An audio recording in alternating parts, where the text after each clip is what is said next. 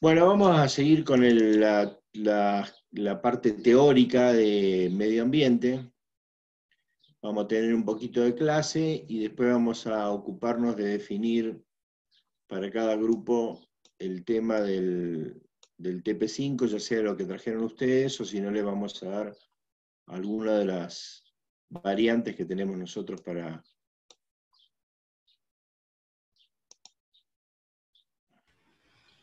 Marcelo, saco mi video porque internet me están dando muy mal. Así Bueno, por lo bueno, menos bueno, graba bien.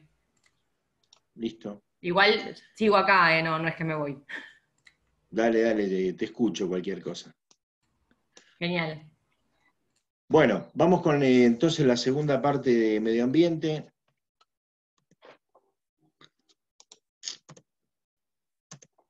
A ver qué pasa con esto.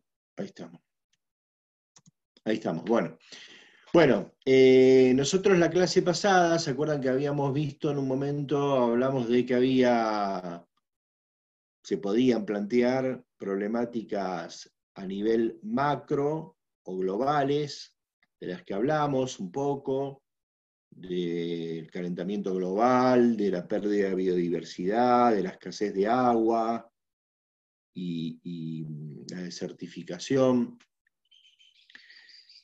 Y vimos también un poquito qué intervención podía tener la ingeniería civil. Hoy vamos a tener algún reenganche con algunas cosas que ya vimos. Y después también habíamos dicho de que podíamos plantear problemáticas más localizadas, que básicamente podríamos hablar de la contaminación del medio físico, del aire, del agua y del suelo, en función de los efluentes o contaminantes que el ser humano, que la actividad humana libera al ambiente. Y dentro de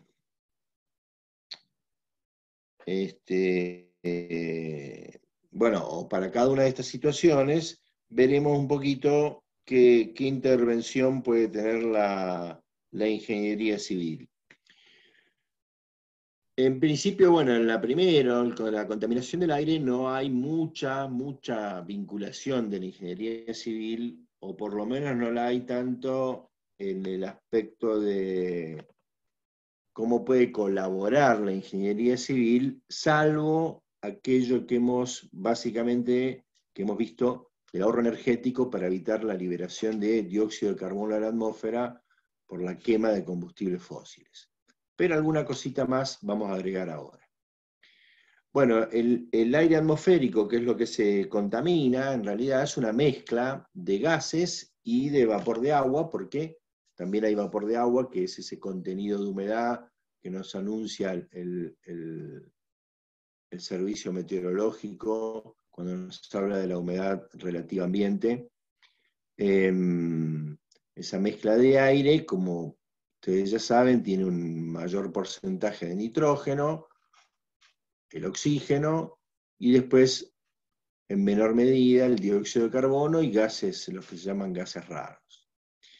El aire, la atmósfera, puede sufrir algún nivel de afectación por fenómenos naturales, como figuran ahí, incendios, volcanes, bueno, terremoto, mucho no sé si afecta a la atmósfera, pero bueno.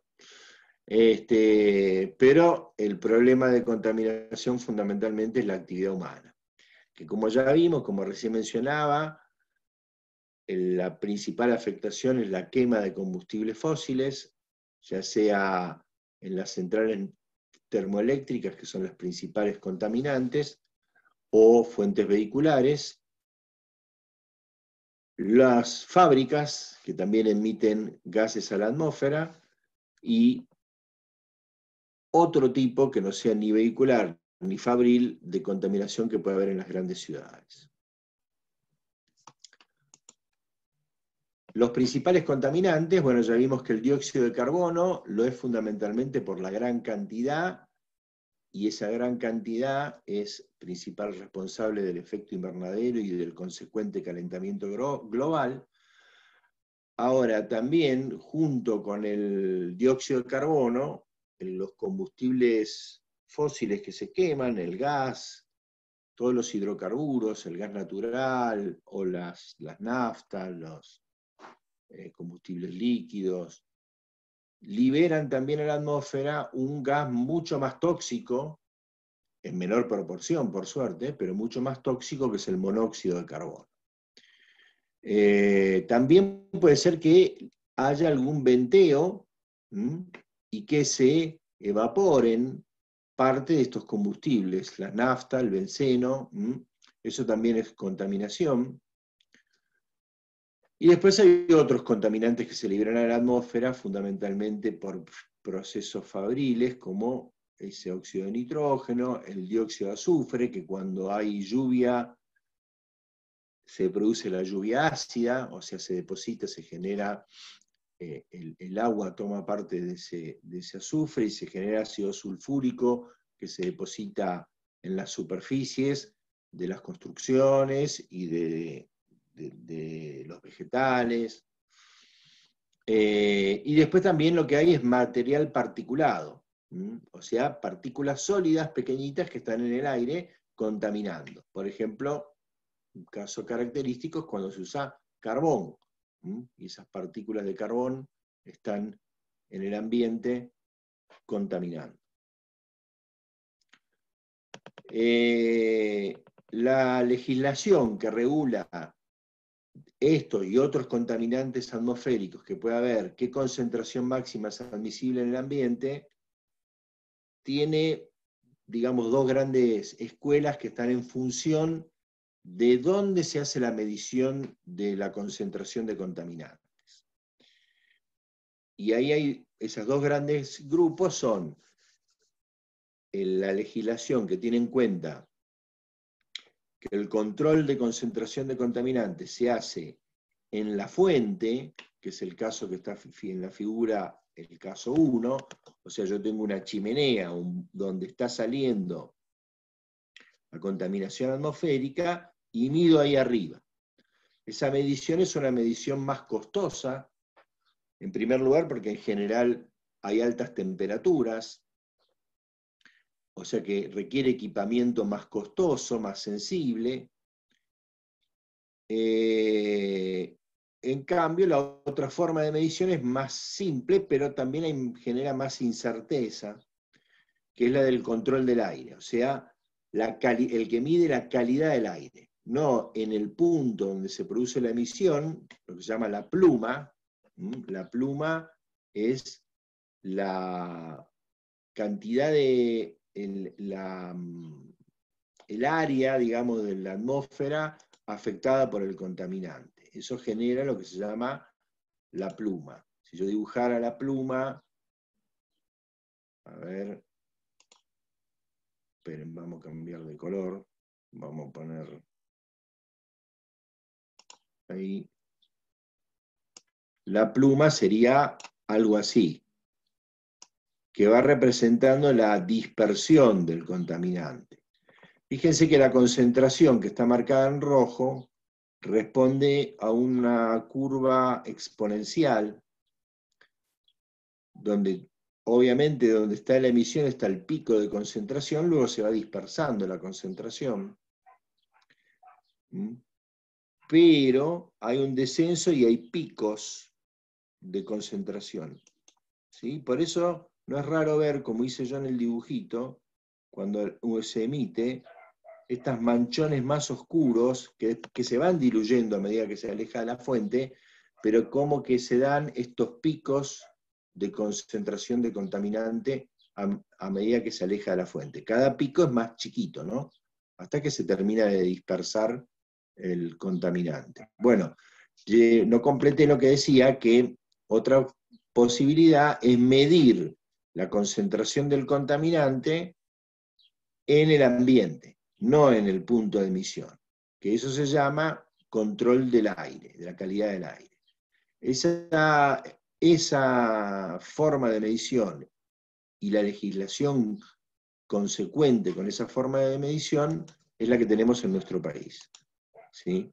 O sea que el nivel de concentración que se admite en la ley es mucho menor que el que se admitiría acá, ¿no es cierto? Porque acá estamos midiendo la calidad de la atmósfera, del aire en general, en la proximidad de la zona de contaminación. En cambio, acá estaríamos midiendo en el punto de emisión. Bien. La ingeniería civil, acá, ¿qué participación puede tener? Aparte de lo que ya habíamos dicho, lo primero que hablamos la semana pasada, que está en este párrafo, que es el tema de la reducción del consumo de energía, la eficiencia energética, el uso de energías renovables, energías limpias, para tratar de evitar, ahí ese rayón, no sé si lo hice yo,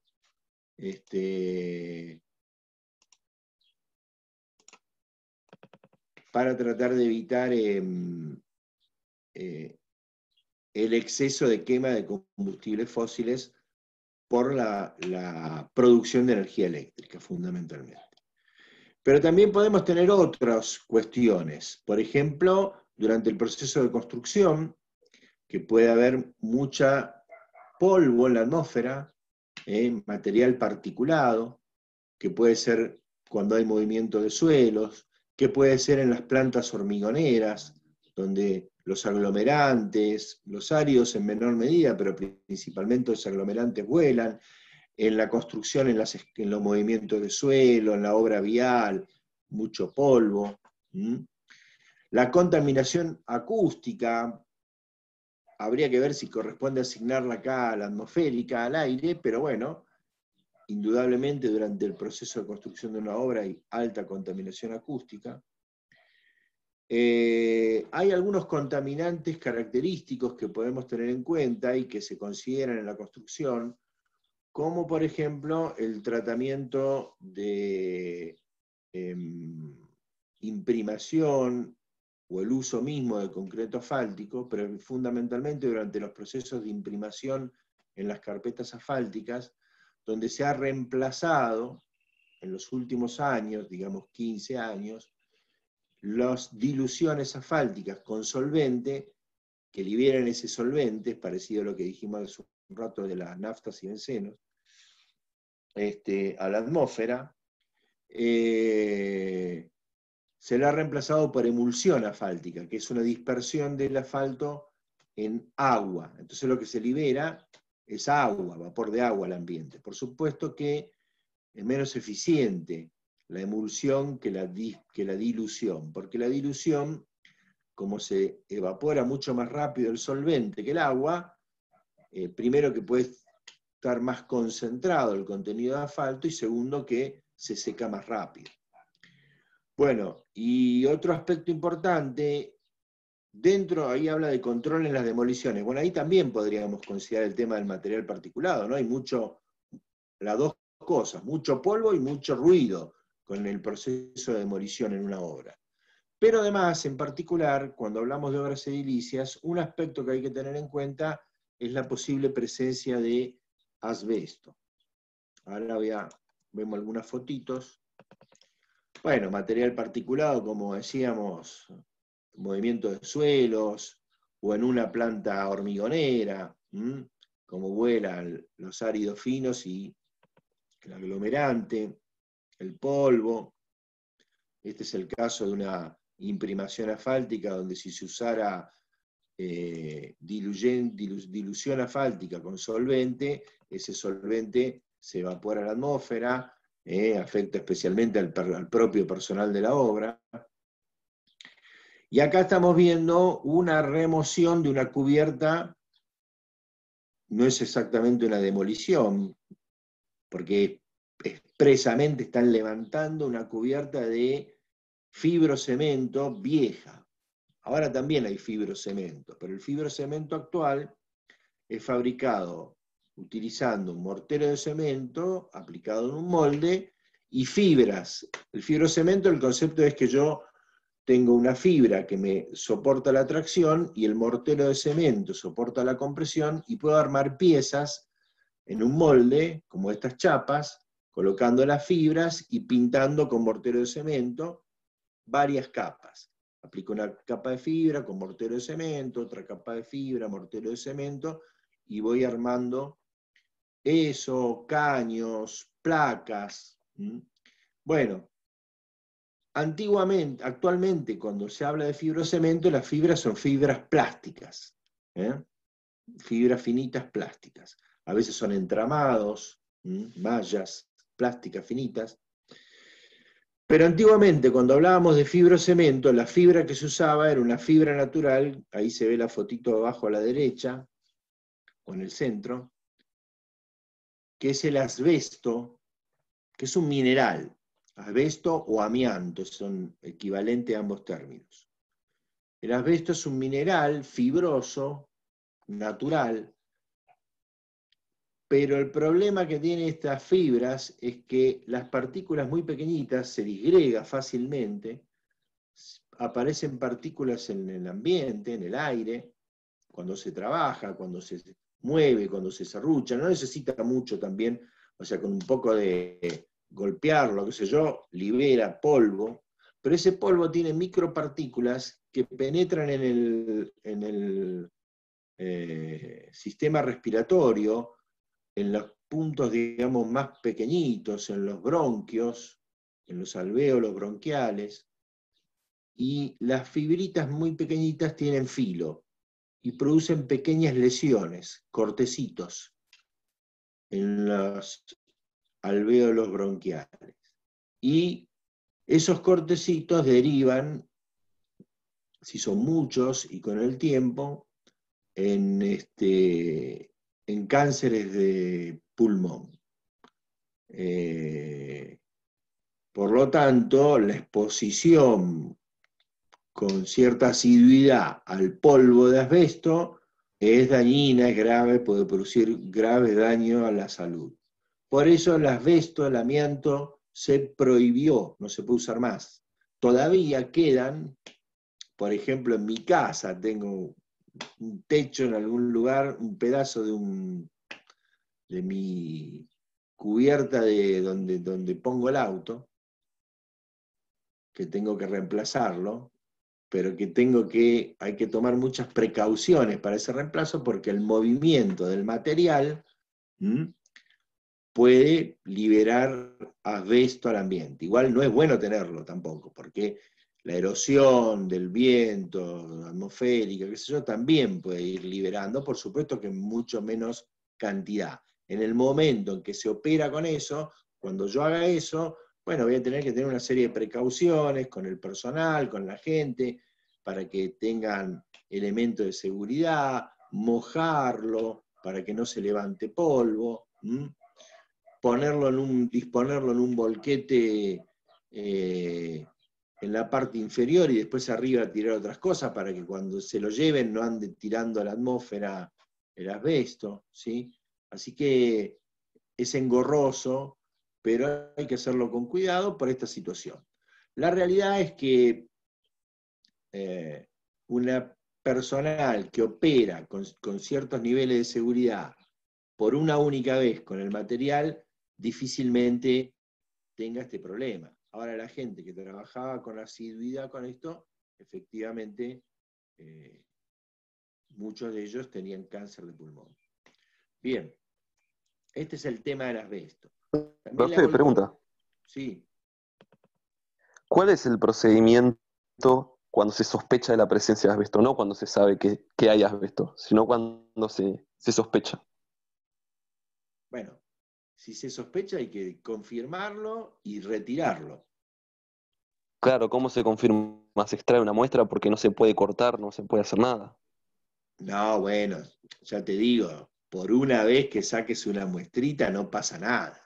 No es que uno a la primera de cambio se aspiró primero, bueno, por si acaso uno se pone un barbijo para que no penetre eso y saca la muestra. De todos modos es muy evidente el asbesto, basta con haberlo visto alguna vez para saber que esa pieza es una pieza de asbesto cemento. Y fundamentalmente también el tema de la antigüedad. Si uno se encuentra con Claro, un techo de este tipo, una cañería de este tipo, de fibrocemento, que se reconoce a la vista, y eso tiene 40, 50 años de antigüedad, es asbestocemento. Si tiene menos de genial. 20 años, no es asbestocemento, es un fibrocemento hecho con otra fibra. Casi seguro. No podemos dar la garantía del 100% que algún loco haya hecho todavía fabricado con asbesto cuando ya estaba recontra prohibido, pero no. ¿Sí? Claro, gracias. Y después hay que Gracias. proceder con cuidado para retirarlo. Tampoco es un drama, pero a ver, el drama es económico, porque hay que proceder con mucho cuidado, no se puede hacer una demolición muy rápida, tiene que hacerse con, con cuidado, fundamentalmente. Pero lo otro importante es que es una fibra mineral, no es un tóxico que cuando entra en contacto con el agua libera lo que se llaman lixiviados, arrastre de tóxicos que si después van a ir y van a contaminar el suelo y el agua, ¿sí? Eso una vez que está metido en un relleno en algún lado, quedó ahí, no pasa nada. Es un mineral inerte. El daño lo provoca mecánicamente.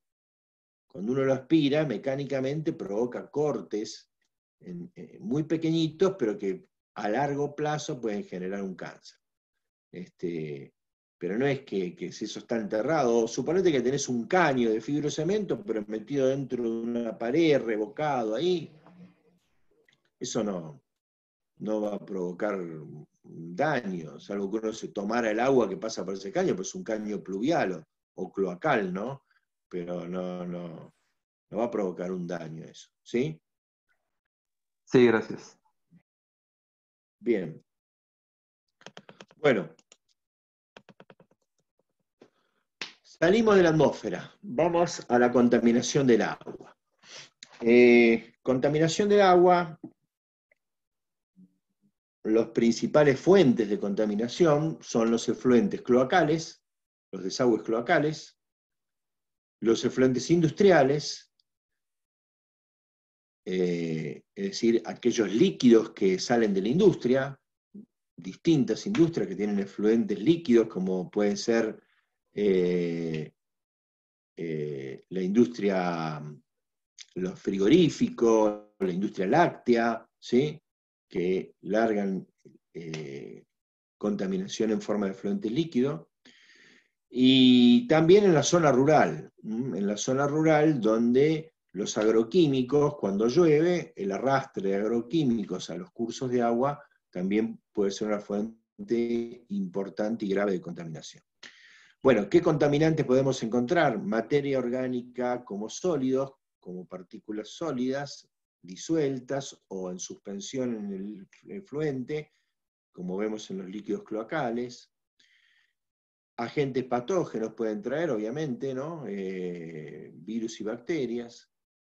Materia orgánica recalcitrante se refiere, ¿por qué? Porque la materia orgánica cloacal, si es puramente de origen cloacal, no tiene ninguna contaminación industrial metida en el medio, lo cual no siempre es fácil de garantizar, de que alguien tire algo a la cloaca, uno mismo, no hace falta que sea una industria, las industrias también pueden tener evacuaciones clandestinas a la cloaca, lo cual es grave, ¿no?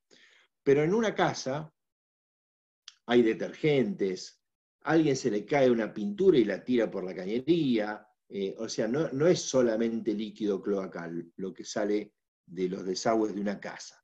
Por supuesto que mayormente es líquido cloacal y lo que sale eventualmente, salvo un caso como este, medio accidental, de que tiran pintura o un ácido o algo así, va a ser mucho menos grave o tóxico que efluentes industriales clandestinos metidos en una cañería cloacal. Pero, de todos modos, puede haber este tipo de elementos.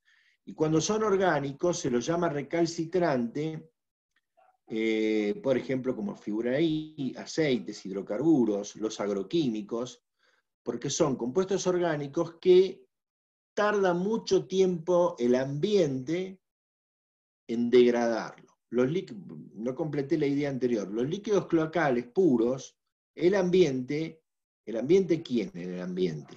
Porque esto lo vamos a ver en un ratito también.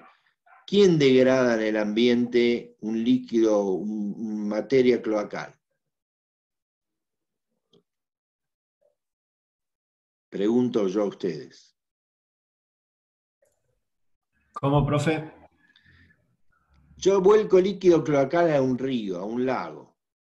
¿Qué pasa con ese líquido cloacal? Cuando yo hablo de que se degrada, que se descontamina, que unos kilómetros es un río que tiene una corriente de agua, unos kilómetros después del punto de vuelco, como estamos viendo en la foto, ese sería el punto de vuelco, supongamos que estoy tirando un líquido cloacal crudo, sin ningún tratamiento, como ocurría en la ciudad de Buenos Aires hasta no hace mucho, 10 años. Iba todo el líquido crudo al Río de la Plata. ¿Qué pasa con ese líquido cloacal? Hablemos del contenido cloacal puro, no de lo otro. No se iban aceites, tóxicos, sino líquido cloacal, producto de los desechos del metabolismo humano en este caso. ¿Qué pasaba? ¿Qué pasa con esa materia en el río?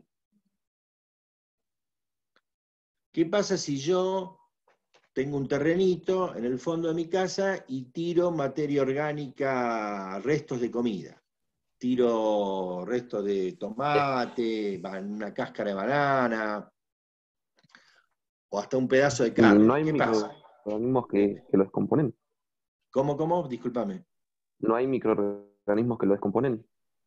Por ejemplo, si Exactamente. en el suelo directamente los microorganismos del suelo lo descomponen. Los microorganismos del suelo. En ese ejemplo es como cuando haces compost en tu casa. Claro, por eso lo pongo al ejemplo, porque por ahí resulta más evidente que en el líquido.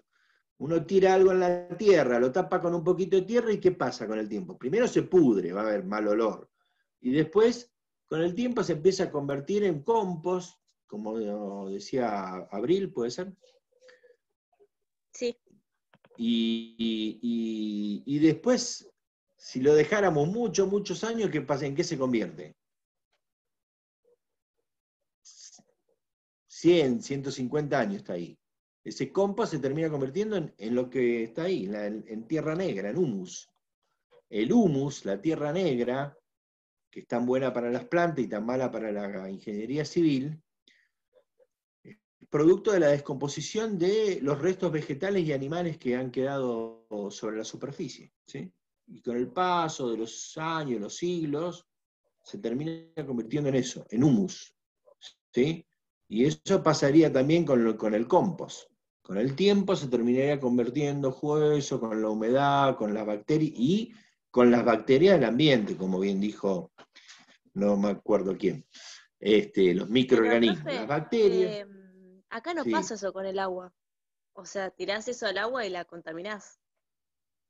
Pero si tirás qué cosa, la cáscara de banana, No, bueno, efluentes cloacales al agua. si tirás efluentes cloacales los contaminás, pero si son puramente cloacales, pocos kilómetros después se empieza a descontaminar porque las bacterias lo consumen también eso. Es lo mismo.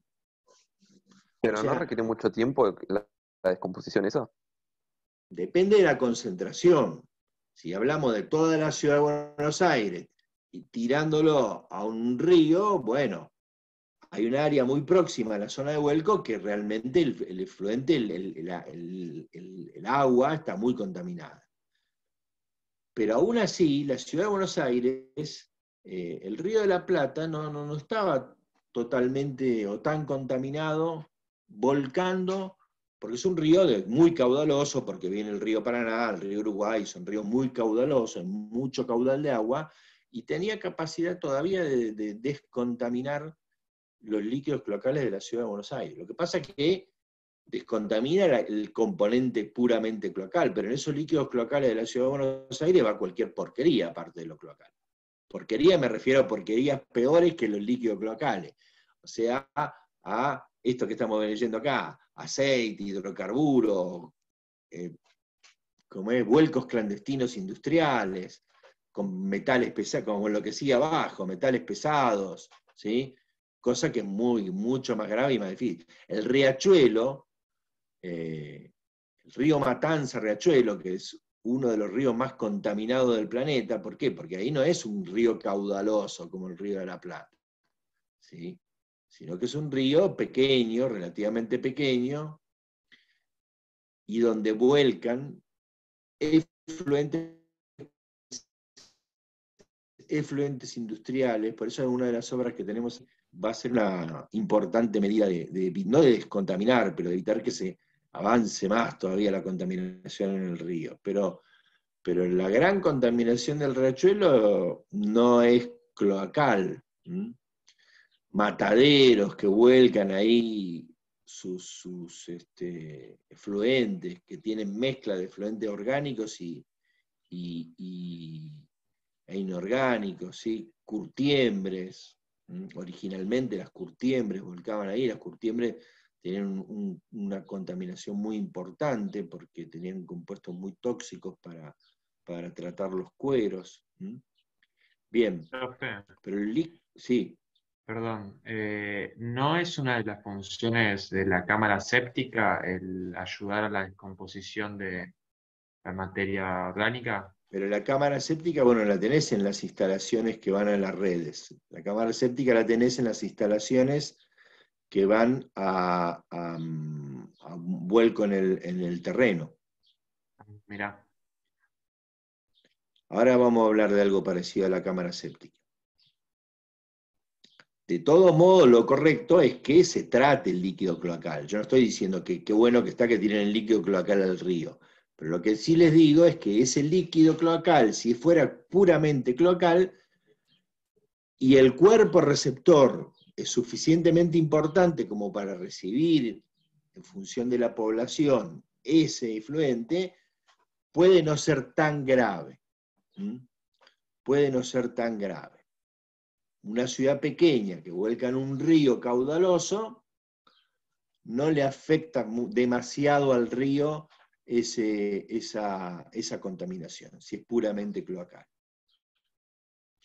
Ahora, si es una ciudad medianamente grande que lo vuelca en un lago, donde hay poca renovación de agua y qué sé yo, y sí, va a terminar siendo, no va a tener capacidad el ambiente, las bacterias del río, las bacterias del aire eventualmente, de consumir y convertir eso en algo, en degradarlo a materia orgánica más simple. Bien, de todo esto un poquito vamos a hablar ahora, en un ratito.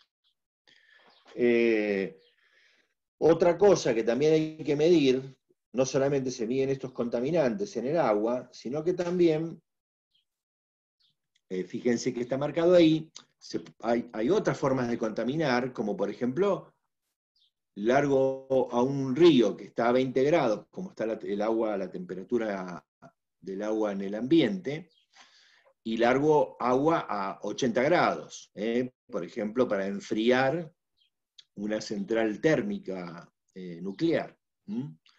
Entonces, también eso afecta al ambiente, obviamente, porque si tengo un pececito que está acostumbrado a vivir a los 20 grados y le tiro 80 grados, lo cocino al pobre pez.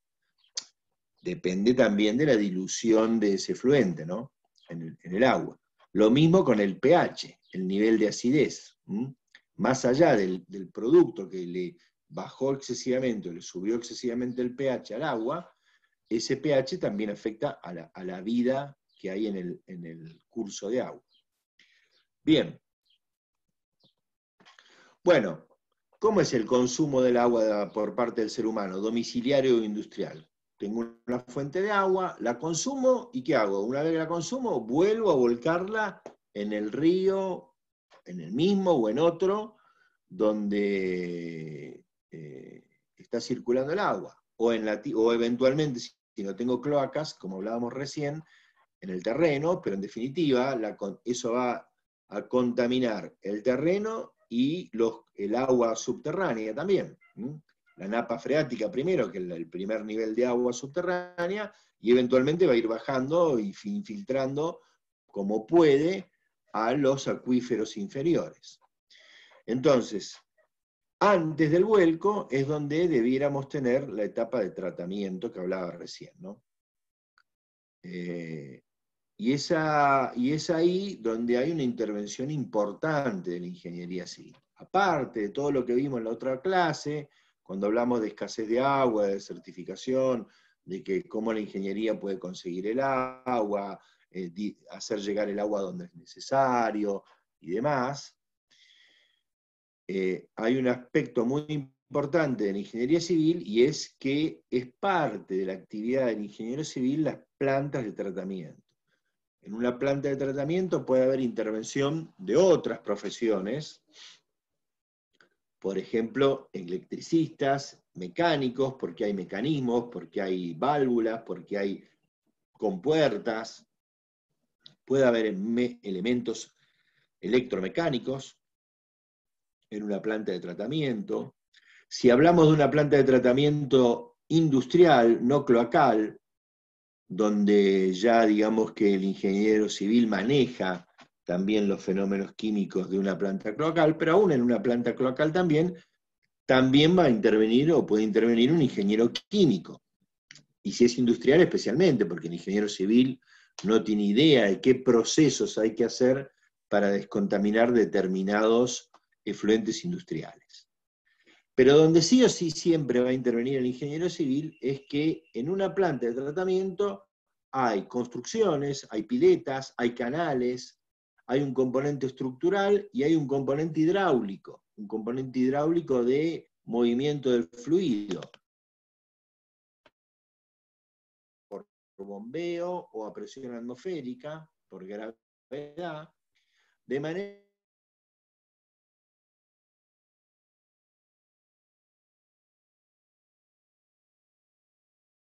parte de las actividades reservadas del ingeniero civil, la de las plantas de tratamiento. Así que vamos a hablar un poquitito de los procesos de tratamiento de los efluentes, de las etapas, con una mirada enfocada más que nada a una planta de tratamiento de líquidos cloacales,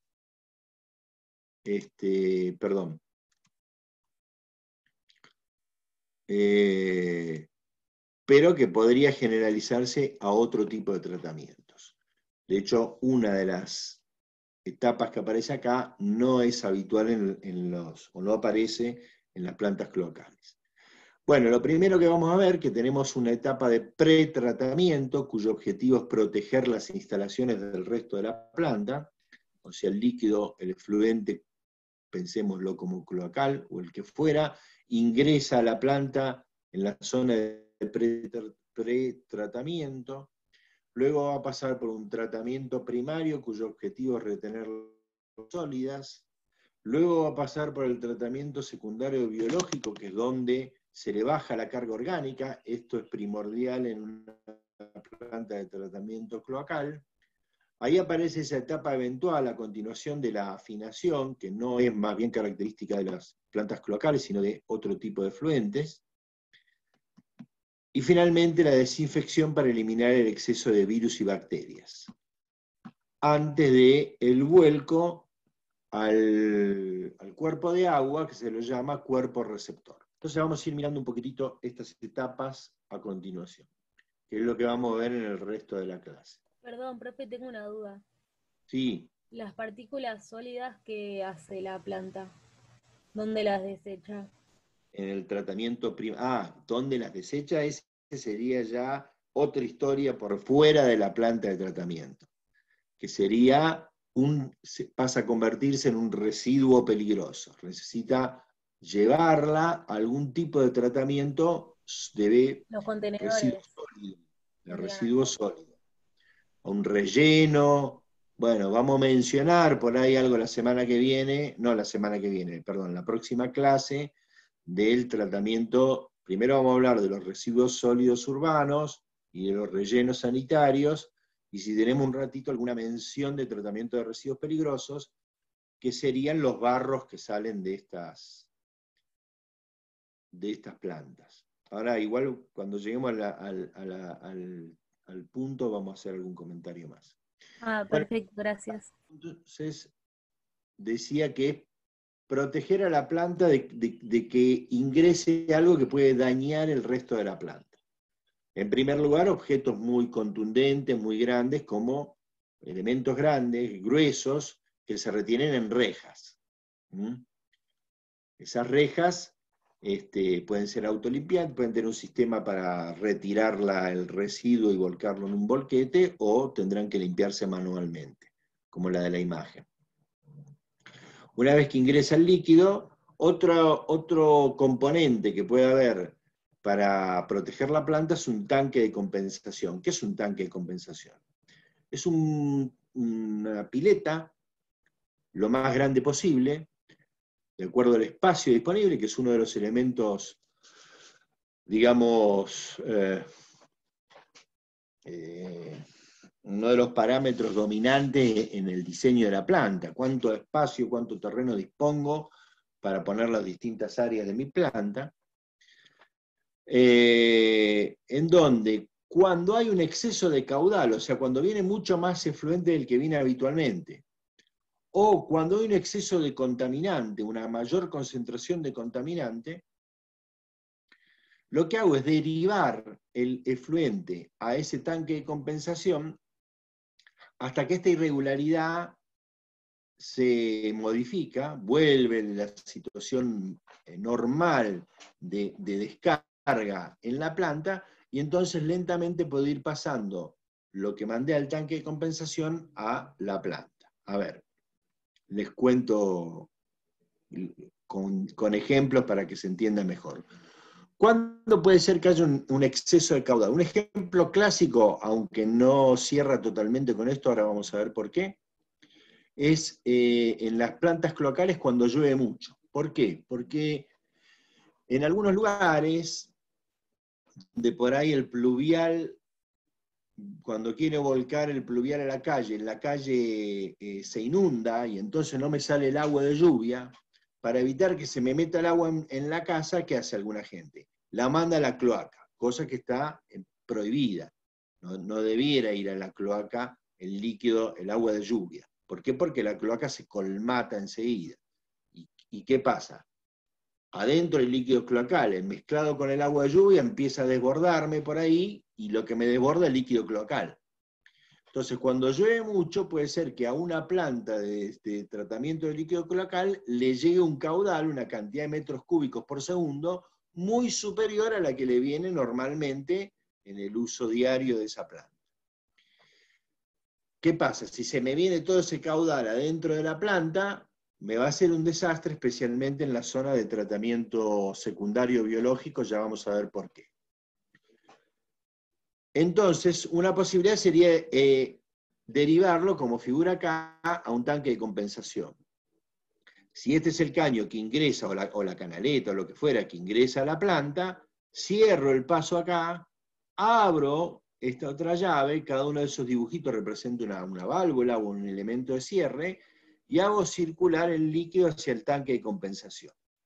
Cuando empieza a volver a tener el caudal normal, libero esto, si hace falta se bombea, y empiezo a mandar de vuelta desde el tanque de compensación a la planta. Lo que pasa es que cuando ocurre esto que les digo yo, es tan grande la diferencia de caudal, que en vez de hacer esto, directamente esto se manda por fuera de la planta al vuelco, ¿sí? Cuando ocurre una situación de ese tipo.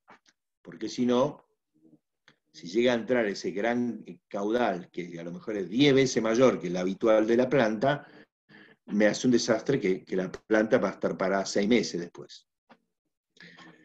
Otra situación es que haya un exceso de contaminante, por ejemplo, no sé, ácido sulfúrico, se vuelca un tanque de ácido sulfúrico en una fábrica donde utilizan este producto. Entonces, normalmente sale alguna pequeña cantidad de ácido que hay por descarte o desperdicio, lo que sea, y va a parar a la cloaca.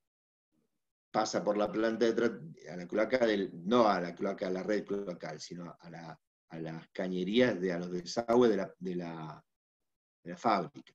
Lo mandan a la planta de tratamiento y de ahí sí recién puede ir a la red cloacal. O a un vuelco en un arroyo o lo que fuera. Entonces, si me pasó un accidente y me cayó, van a empezar a lavar el piso, lo que sea, y a tirarlo a la cañería el ácido, pero con una concentración enorme, que si se me mete en la planta me puede producir un desastre. Entonces, ¿qué se hace? Se hace este mismo procedimiento, se cierra el acceso a la planta, se abre el acceso al tanque, se llena el tanque y después, cuando ya se limpió todo eso y vuelve a circular el líquido, el efluente normal, empiezo a sacar lentamente del tanque, a mezclarlo para que la concentración de ácido, en este caso, no sea excesiva. Bueno, para eso es un tanque de compensación. Otra cosa que puede haber en la entrada de la planta es un desarenador desengrasador, donde lo que son grasas y aceite, estos sí están en las plantas cloacales, flotan, porque son más livianas que el resto del efluente, y las partículas sólidas más pesadas, más gruesas, precipitan de la misma forma que vamos a ver ahora en el sedimentador. Por eso no lo explico acá, sino que lo vamos a ver en el sedimentador.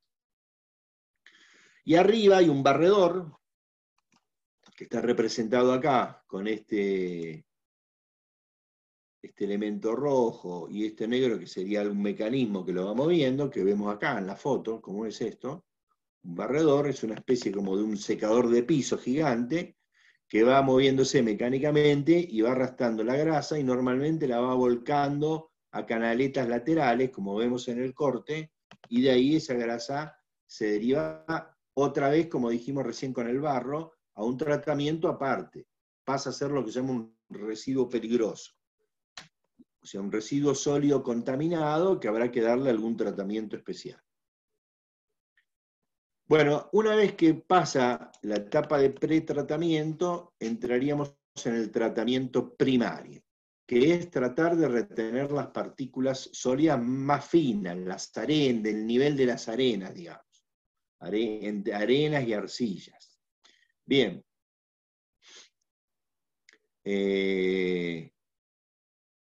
Pero que estas partículas sólidas, en el caso de un líquido cloacal, contienen buena parte de la carga orgánica contaminante.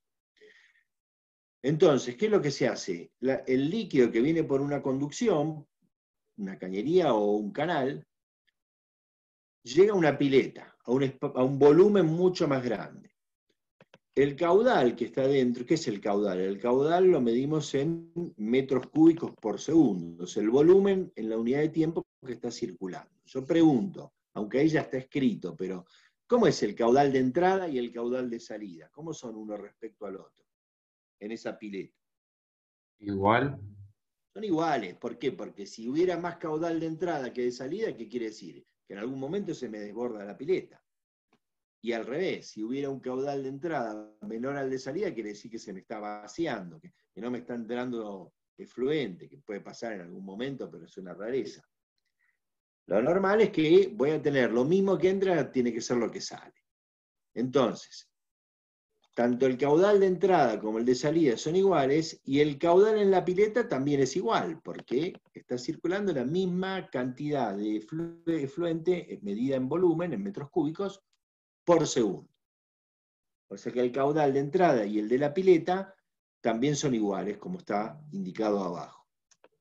Entonces, supongamos que yo tengo una partícula que viene viajando, una partícula sólida que viene viajando con el efluente, que trae la velocidad de circulación del efluente. ¿Qué pasa con esa partícula cuando entra a la pileta? El caudal yo lo puedo calcular como el producto de la superficie que ocupa el líquido, el efluente, por la velocidad de circulación. Entonces yo puedo decir que el caudal de entrada, que es igual al caudal de la pileta, que es lo que vimos recién, lo puedo expresar como el producto de la superficie del conducto o el canal de entrada, que sería este que está acá, por la velocidad que trae el agua y por lo tanto la partícula en la entrada, y para repetir esta igualdad, esto tiene que ser igual al producto de el área de la pileta por la velocidad del efluente y de la partícula dentro de la pileta. Ahora, el área de la pileta, obviamente, el ancho de la pileta por la profundidad de la pileta, es mucho más grande que el área del canal o el caño que viene trayendo el líquido cloacal o el efluente que fuere. Por lo tanto, si el área de la pileta es mucho mayor que el área de entrada, obviamente para que se mantenga esta igualdad, lo que uno ya sabe en realidad, es que el agua, el efluente, se aquieta en esa pileta, va a mucho menos velocidad. La velocidad del efluente y de las partículas sólidas es mucho menor en esa pileta. ¿Sí?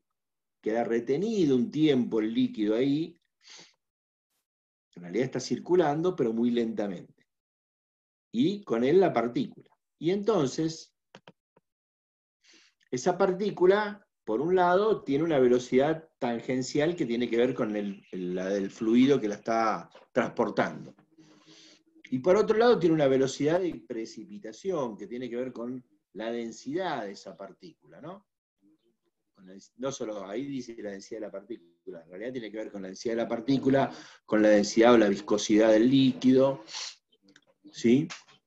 Cuánto va a precipitar, y como vamos a ver después también con la superficie de contacto que tiene esa partícula con el efluente, porque eso me va a generar más rozamiento, cuanto más superficie, más rozamiento contra el líquido.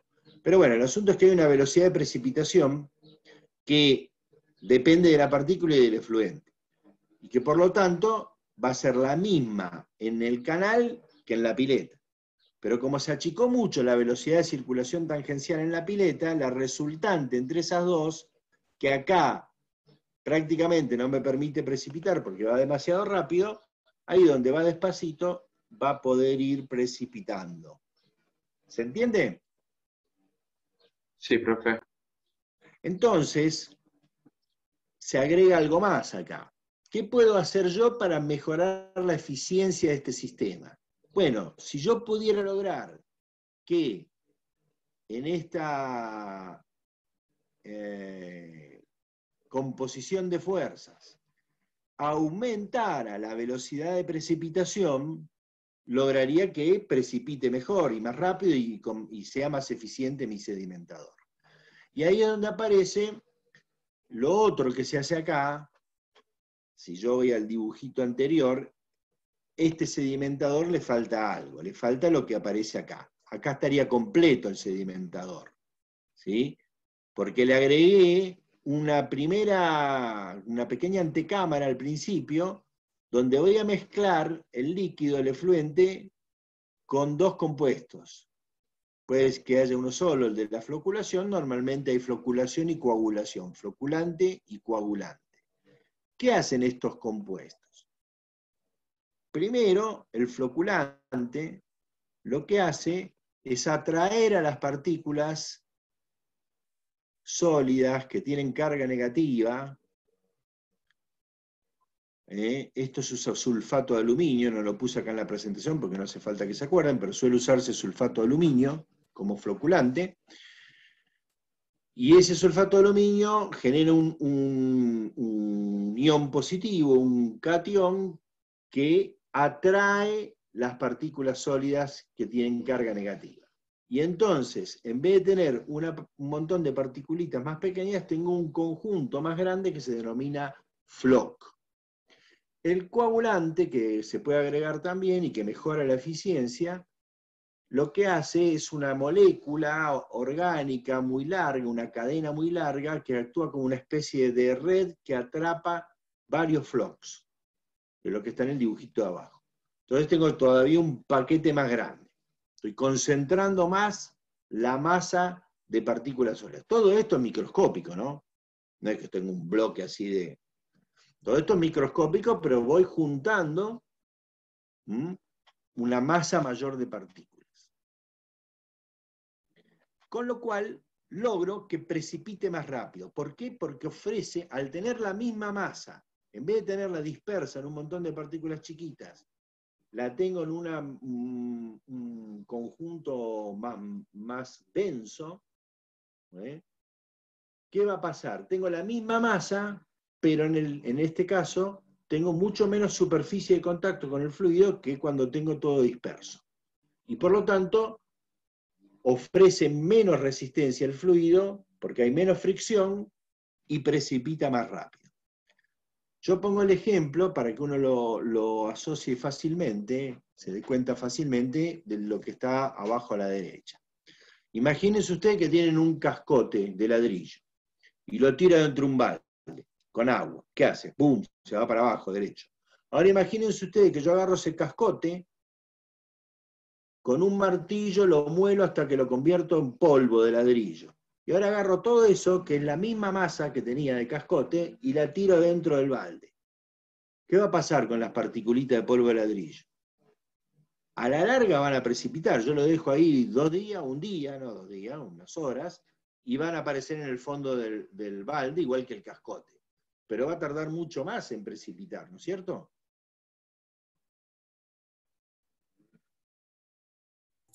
Sí, sí. Bien. Esa es un poquito la idea. El floculante y el coagulante lo que hacen es convertir el polvo de ladrillo que anda ahí flotando y que si circula el agua, parte de eso se va a mover y no va a precipitar, lo convierte en un cascote. Y entonces, ¡pum!, cae más fácil. ¿Sí? Ese es el objetivo. Bueno, todo eso es lo que pasa en un sedimentador.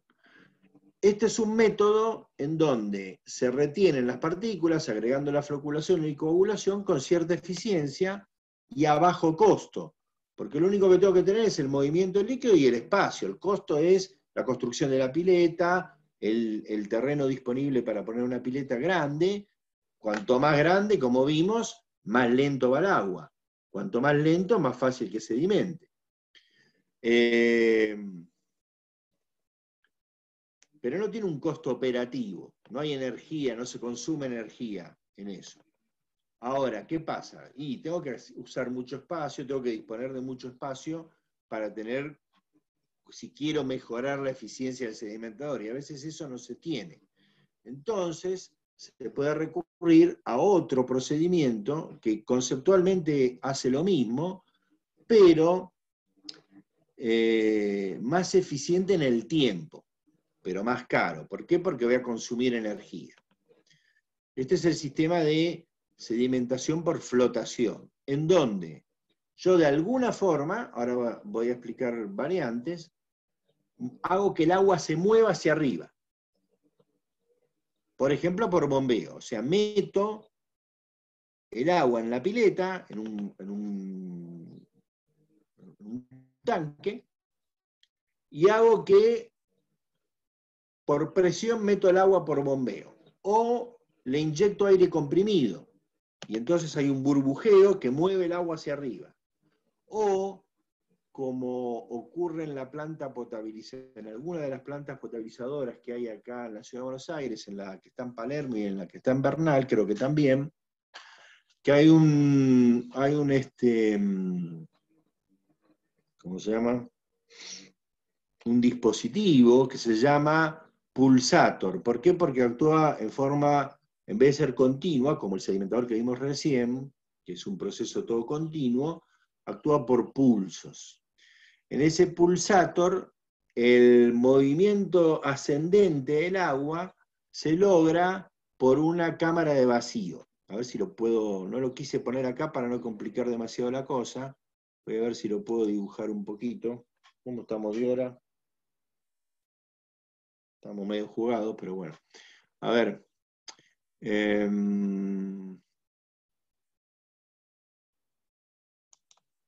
Supongamos que acá está mi tanque donde voy a meter el agua. Y yo tengo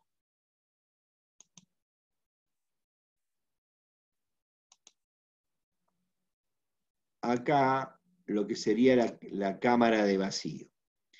Acá lo que se hace es lo siguiente. Se dispone una cañería que va a aspirar el aire de esta campana de vacío que está metida acá adentro. Imagínense que yo aspiro el aire. ¿Qué pasa cuando aspiro el aire ahí? Me chupa al líquido que está metido adentro del tanque sube este nivel hasta acá arriba, ¿sí? Cuando yo genero vacío. Después, libera eso, se hace ingresar aire a esta cañería, y este líquido que está ahí, ¿qué hace? Va a ser un movimiento, a ver si lo puedo dibujar más o menos. Este líquido que está acá va a hacer este movimiento y va a desbordar por acá. ¿Sí? ¿Se entiende? O sea, primero hace vacío, lo chupa para arriba, cuando después de contraer el aire, hace esto así, zoom. Bueno, y cuando se hace ese movimiento, se produce ese movimiento ascendente, que es parecido a lo que tenemos dibujado en nuestro dibujito, pero que en este caso está hecho porque se le está dando impulso al agua, o se está inyectando aire comprimido, y cuando sube el agua, la partícula, el agua sube rápido, pero la partícula va retenida por su peso. Y luego se ponen unas chapas deflectoras, unas placas, donde las partículas chocan y ahí empiezan a precipitar. Cuando las partículas empiezan a precipitar, encima chocan las partículas entre sí y se forma toda una masa que lentamente va precipitando en este tipo de sedimentación, pero que se llama sedimentación por flotación, no por sedimentación, sino por flotación. ¿Sí? Entonces es un sistema más rápido, más eficiente en el tiempo, se logra que retener más partículas en menos tiempo, pero más caro porque tengo que movilizar el fluido, ¿no? Tengo que aplicar, de alguna forma, tengo que consumir energía. Bueno, por el sistema que fuera, en este tratamiento primario trato de retener la mayor cantidad posible de partículas sólidas. Y pasaría, especialmente si estoy en un tratamiento cloacal, a el tratamiento secundario o biológico. ¿Qué ocurre acá? Acá lo que yo hago es tratar de hacer lo mismo que pasa en el río o que pasa en el suelo cuando se forma el compost. Trato de que bacterias consuman la materia orgánica, la descompongan en materia orgánica más simple, o sea, cadenas de carbono largas o ramificadas, que son la materia orgánica compleja, o, peor de los casos, no ocurre en el líquido cloacal, pero en un hidrocarburo puedo tener cadenas cíclicas de carbono, que son todavía más difíciles de romper, o sea, son compuestos químicos más difíciles de degradar, más parecidos a los recalcitrantes que dije antes.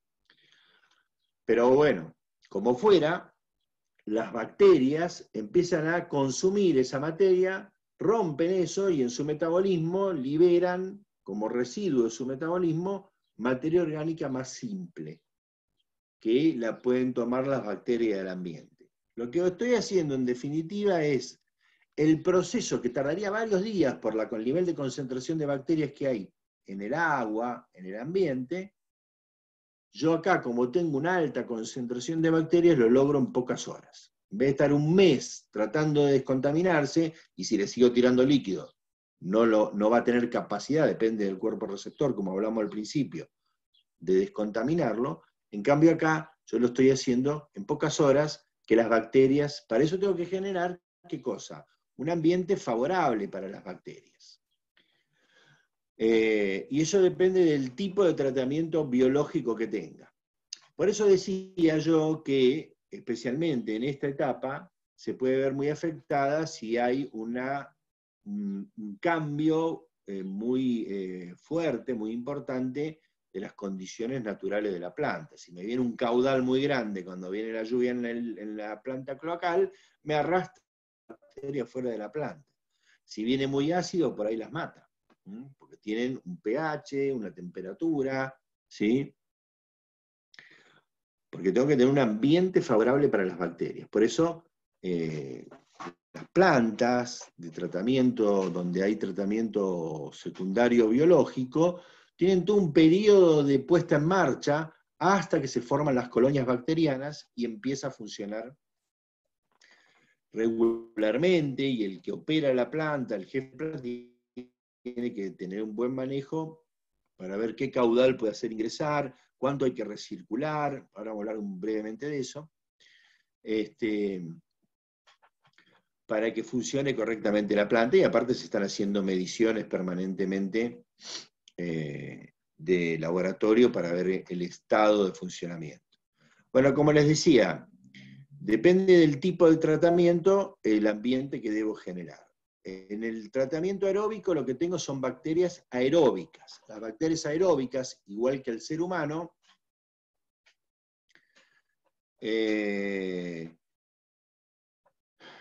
respiran oxígeno del aire en su metabolismo. En cambio, las anaeróbicas, que sería el segundo tipo de tratamiento, al revés, en contacto con el oxígeno se mueren, no tienen que tener contacto con el aire. Y finalmente, en el tratamiento mixto, hay ambos tipos de bacterias, y no solo eso, sino que hay algunas bacterias que están medio en un limbo, que se llaman facultativas, que son bacterias que pueden ser anaeróbicas, pero que no mueren en el aire, o pueden ser aeróbicas que admiten bajo nivel de oxígeno. A esas se las llama facultativas. Están medio ahí en el medio entre los dos tipos de bacterias. Bien. En el tratamiento aeróbico hay dos tipos de plantas o de tratamientos clásicos, la de barros activados y la de lechos percoladores. En ambos casos, como es aeróbico, el objetivo fundamental es oxigenar el líquido, lograr que se oxigene el líquido y con mucho oxígeno las bacterias se procrean y se forman colonias bacterianas, digamos, resistentes y que pueden consumir mucha materia orgánica. En los barros activados se llaman así porque lo que se hace es primero agitar el barro, moverlo. Ese movimiento hace que se mezcle con el aire y se oxigene. Y a veces también, como se ve en el dibujito, se le inyecta aire comprimido. En un caso óptimo se le podría inyectar oxígeno puro, pero sería carísimo, ¿no? Habría que tener una batería de tubos de oxígeno. Por ahí en una pequeña planta de barro activado podría ser, pero si no es muy caro. Y si no, se le inyecta aire comprimido, que no es tan caro, y de esa forma se oxigena mejor toda la masa. Pero bueno, los dos principios son mezcla, para tenerlo mezclado, homogeneizado y que todo tenga oxígeno, y también en lo posible inyectarle aire. En el de lechos percoladores lo que se tienen son, dentro de la pileta hay como un montón de piezas, que pueden ser piedras, que pueden ser bloques de premoldeado, de cemento, o bloques de plástico, y todas esas piezas están pegadas una al lado de la otra, y el líquido fluye entre esas piezas, percola, por eso se llaman lechos percoladores, y se forman, digamos, películas muy finas de líquido alrededor de la pieza, lo cual hace que se oxigene per se, porque al ser tan finita la capa de líquido, está muy mezclada con el aire. Y entonces, en ese caso, las bacterias las colonias bacterianas están fijadas a la superficie de esos elementos que forman los lechos percoladores, de la piedra, o de los bloques plásticos, o de los bloques premoldeados. Y esa es la forma de oxigenar. En ambos casos, como se ve acá, el líquido cuando circula, parte se manda a la siguiente etapa y parte se recircula. ¿Para qué? Para mantener siempre, para que no se vayan todas las bacterias, porque parte de las bacterias se van, sino para tratar de mantener alimentada la colonia bacteriana para que siga manteniendo el nivel de eficiencia y de cantidad de bacterias que están consumiendo materia orgánica. Estos sistemas, que aquí vemos algunas fotitos de piletas de barros activados y de lechos percoladores, ven cómo se ven las piedras acá, cómo va fluyendo entre los elementos el líquido cloacal, son usados en plantas de grandes caudales en general. Para plantas más chicas, por ejemplo, usadas en barrios o en algún establecimiento fabril o agrícola, pueden usarse sistemas anaeróbicos que son digestores. El digestor es un tanque cerrado, fundamentalmente, para que las bacterias no estén en contacto con el aire. Puede ser eso nada más, un tanque cerrado y listo. Como es el caso que habíamos hablado de la cámara séptica. Leonardo creo que había hablado de la cámara séptica. ¿Puede Sí, pero ser? Bueno, la cámara séptica es eso, es un digestor. Es una cámara cerrada donde la materia orgánica queda ahí consumiéndose por las bacterias, principalmente las bacterias anaeróbicas. ¿Sí? Y ahí queda retenida la función de la cámara séptica en una desagüe en el terreno, que no va a red. La función es que el sólido quede retenido ahí, se vaya consumiendo por las bacterias y pase el líquido al pozo de infiltración.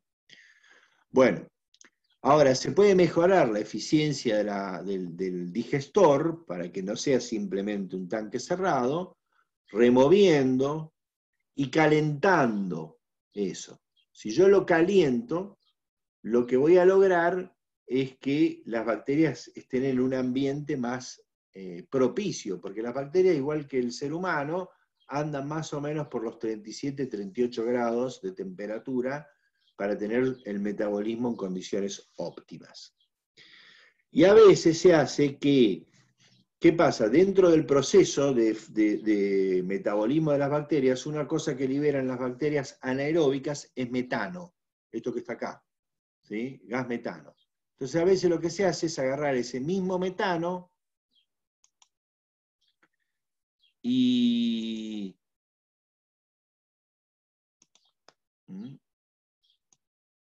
ahí hay metano y dióxido de carbono.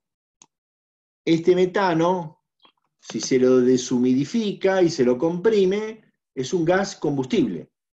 Entonces se puede aprovechar el mismo metano que genera el digestor para quemarlo y calentar al propio digestor y mejorar la eficiencia del sistema. A veces se hace eso. El metano también es responsable de que estas plantas, si llega a salir al ambiente el olor, las otras no son ninguna maravilla, como se imaginarán, pero estas son muy desagradables.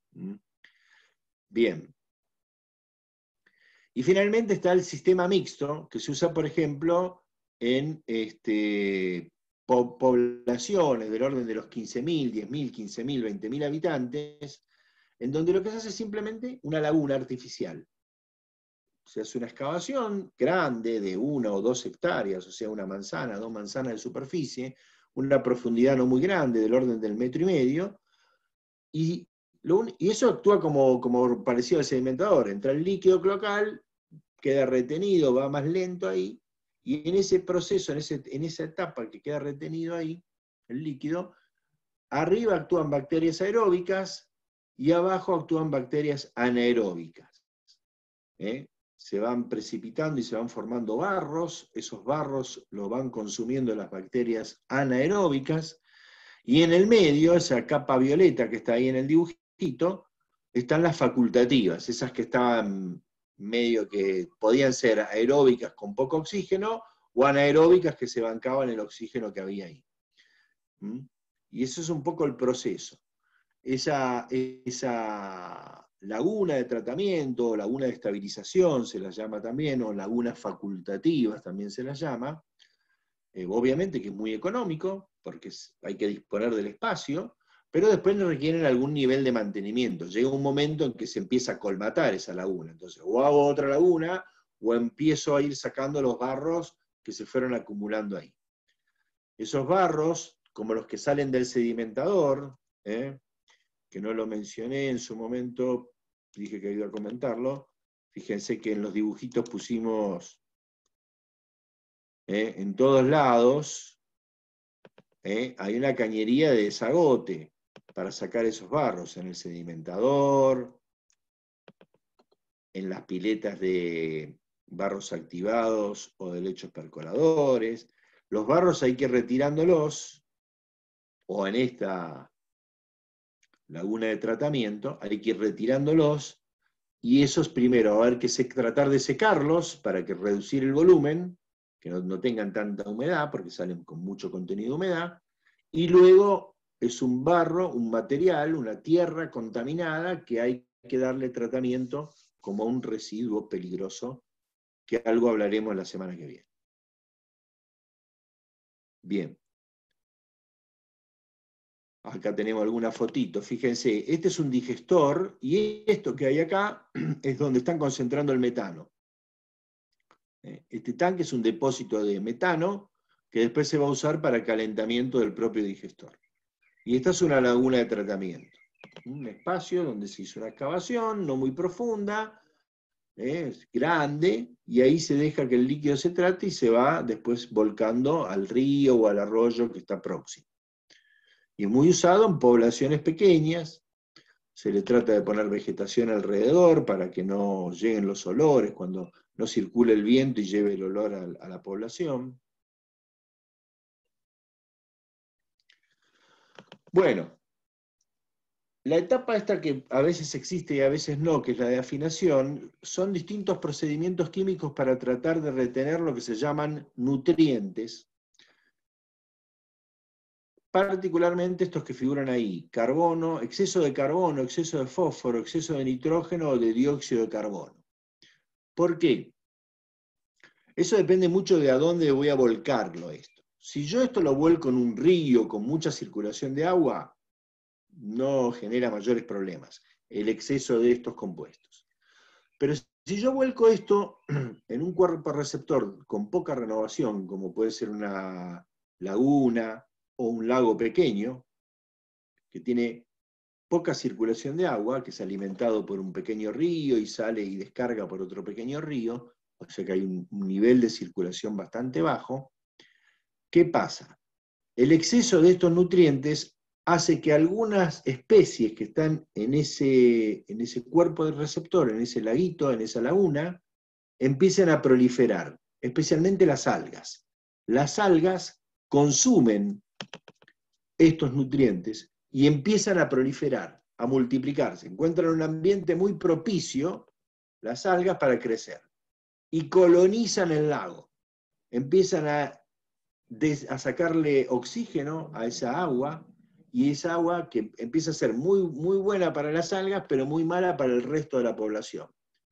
Eventualmente algunos otros especies vegetales y fundamentalmente los peces, ¿sí? Y a la larga eso se vuelve un cuerpo muerto. Encima las algas, cuando mueren, caen, precipitan al fondo del lago y vuelven a aportar más nutrientes cuando se pudre. Eso es lo que pasa en una pileta de natación cuando yo le dejo el agua sin limpiarla durante muchos meses. En invierno, tapan la pileta, no le hacen nada, y cuando llega esta época, la primavera, y la quieren empezar a habilitar, se encuentran todo lleno de algas. En el lenguaje coloquial uno dice, se pudrió el agua. Bueno, lo que pasó es esto. En el lenguaje un poco más científico, hubo un proceso de eutroficación. ¿Sí? Para eso se eliminan en esa etapa los nutrientes. Y finalmente, lo último que se hace es eliminar el exceso de bacterias. Esas bacterias que yo traté con tanto cariño en el proceso aeróbico, en los barros activados, los lechos percoladores, o en el digestor, o donde sea, antes de volcarlo al río, lo mejor sería tratar de matarlas, no mandar un exceso de bacterias al río, al lago, a la laguna. Entonces, a veces, si se puede, si el costo no es excesivo, si lo admite, se hace una desinfección, donde ahí están algunos tratamientos posibles, desde el más caro y más eficiente al más barato y menos eficiente. El ozono y la radiación UV prácticamente no se usan, porque son muy caros, son para caudales muy pequeños. Una planta muy compacta, muy eficiente, podría ser que uno le pusiera esto, pero es realmente muy costoso. Diluir gas cloro en agua es una variante intermedia, y la más común y más económica es el hipoclorito de sodio, que no es otra cosa que la lavandina. La lavandina que nosotros compramos es hipoclorito de sodio, a su vez diluido bastante, ¿no? Tendría que tener un mayor nivel de concentración para que tenga un cierto grado de eficiencia en una planta de tratamiento. Finalmente esto se va a volcar al lago, a la laguna, al río, que son los cuerpos receptores, o al mar eventualmente, ¿no? Y lo que uno debiera verificar es que la concentración de contaminantes que salen ahí en este punto de vuelco es donde yo tengo que ir a tomar muestras. Si soy algún inspector de Acumar, por ejemplo, voy y tomo muestra en la planta de tratamiento de alguna industria, y soy inspector de la Acumar, de la Autoridad de Cuenca Matanza Riachuelo, y verifico que la concentración de contaminantes sea menor a la que la ley permite el vuelco. O también verifico el pH o la temperatura, que son otros aspectos, como vimos, otros parámetros que hay que medir en el agua, en el fluente que se vuelca a un cuerpo de agua. Y ahí terminamos con la clase de hoy. De todo esto lo van a ver con mucho más profundidad en varias clases en la materia ingeniería sanitaria. Pero como les falta varios años, ya tienen aquí un poco como para ir tomando conocimiento. Bueno. Uy, ¿qué hice? Cerré el Zoom. Pero qué pelotudo. Pero te estamos escuchando, Marcelo, ¿eh? Ah, no cerré el Zoom. Me parecía Sí, que había escuchamos. cerrado el Zoom. Bueno, escucharon mi autocalificación también. Bueno, esperen que lo que pasa es que no dejé de compartir. Ahí está. Bueno, me Ahora confundí. Ahora sí. Bueno, vamos ¿hay alguna pregunta? Aparte de la autocalificación, ¿hay alguna pregunta? No adhieran, por favor, a la autocalificación. ¿Hay alguna pregunta, algún comentario sobre lo que vimos? Por ahora nada, profe. Bueno. Bueno, vamos al tema de, nos quedamos un poco ajustados, pero igual, bueno, tomemos en un ratito para el tema del TP5. ¿Querés ir por grupo, Julieta? sí, de atrás para adelante. Empecemos con el grupo 8. ¿Qué obra pudieron buscar? ¿Qué estuvieron viendo? ¿Preseleccionaron alguna obra? Hola. Buenas. A ver, un poquito más fuerte habla y te escuchamos bien. No, No sé quién habló. voy a acercar mejor el micrófono porque no. A ver. No sé, ¿se me escucha? Sí, ¿Ahora? Sí, sí. Ok. A ver. ¿Puede ser un puente? Puede ser. Porque si no, por ahí lo más obvio podría haber sido, no sé, una central hidroeléctrica. Porque Bueno, por pero ahí es la más. ¿qué puente? O sea, todo depende de qué puente. Sería el puente. ¿Cómo se llama este? Libertador General San Martín, que queda entre Uruguay y Argentina, más o menos. Más o menos. Sí, Claro. sí. Más o menos. ¿En dónde Bueno, está el sí, puente? queda ahí. Queda ahí, pero ¿en Es qué que localidades? ¿Entre qué localidades vincula de Uruguay y Argentina el que se llamaba? es No que sé. vincula Argentina y Uruguay, sí. No, está bien, Que pero a está ver, sobre hay el un río. puente que vincula Colón Paysandú, hay otro puente, el que decís vos me parece que es el que está en Paso de los Libres, Uruguayana, creo que es ese. Y no es Argentina-Brasil, me parece. Sí, no, yo acá El tengo liber- puesto que acá me dice que está sobre el río Uruguay. Sí, sobre el Sí. río Uruguay. Pero fíjate, a ver, porque a ver, tenés un puente entre Argentina y Brasil en las localidades de Paso de los Libres, Uruguayana, Paso de los Libres, Argentina, Uruguayana, Brasil. Tenés otra vinculación como puente, el puente Colón-Paysandú, en Entre Ríos, eso ya es Uruguay, Paysandú. Y tenés el puente Gualeguaychú-Fray Ventos, también en Entre Ríos, Gualeguaychú y Fray Ventos en Uruguay. Y después hay otro cruce, pero ya es sobre la presa Salto Grande. No es un puente, es arriba de la presa. No sé, acá estoy leyendo que le están diciendo Puente Libertador General San Martín. No sé. Pero no dice las localidades que están de un lado y del otro del puente. Creo que sí, Las me dice, ¿no? ciudades. Debe decir. Sí, que me dice más que nada las características técnicas de la obra. Ahora, si no busco bien. A ver, Ariel, Así. yo puse en Google Búscalo. Puente General San Martín y ya me salió que es de Fray Ventos igual a Guaychú. No, Bueno, está bien. Perdón. Ahí Que está. estaba viendo la a parte buscar en técnica más que internet nada. también, ¿eh? No enfoqué en esa parte. Bueno. Igual Bueno, puede ser. vos no sos solo el grupo. A ver, el resto de los integrantes también podrían haber aportado, ¿no? Bueno, Sí, disculpame. no hay problema, no hay Está problema. total. Puede servir el puente, sí, puede servir. Traten de conseguir buena información de la obra, de cómo era el entorno, cómo son los cimientos del puente. Sí, ¿Sí? está bien. Sí. Pero está bien que ponga un puente más o menos o podría otra elección hubiese sido mejor. No, puede ser. No, o sea, Sí, vos, sí. Julieta, ¿qué te parece? Me parece súper interesante. El tema es la información que vayan a tener. O sea, tienen que encontrar información sobre la construcción, antes cómo se cruzaba de un lado al otro, después por qué se decidió un puente, de ese material, de esas características. O sea, tienen que encontrar bastante información sobre ese puente.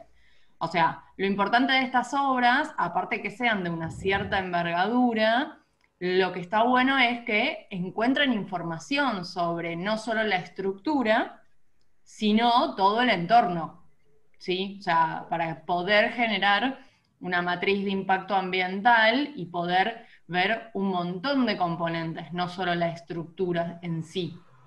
¿Se comprende, Ariel? Sí, creo que hay un poco de información de esto acá. Bueno, por eso, como grupo tienen que buscar información de ese puente, fijarse cuánta información hay y evaluar si realmente pueden seguir con ese o no.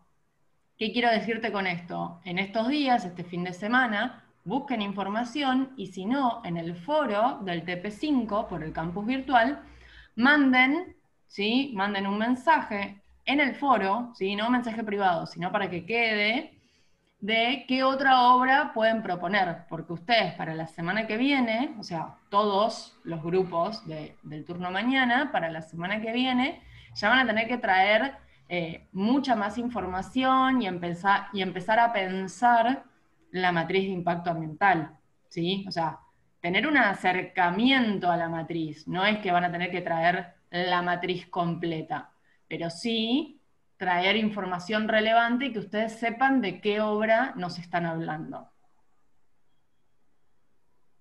Ok.